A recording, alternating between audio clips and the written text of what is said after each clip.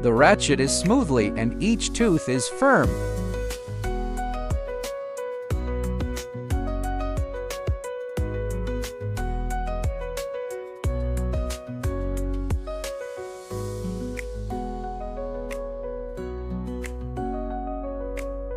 Insert the key into the keyhole and rotate the key to open the handcuff.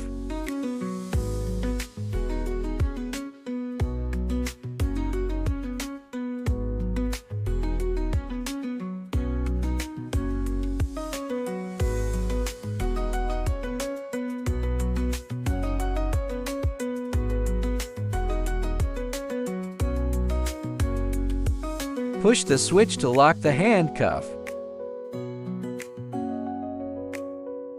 The ratchet can't be moved and handcuff can't be opened when the handcuff is locked.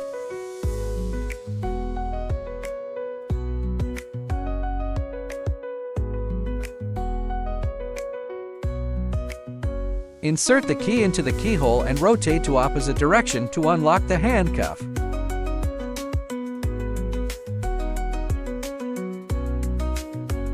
It can be opened when handcuff is unlocked.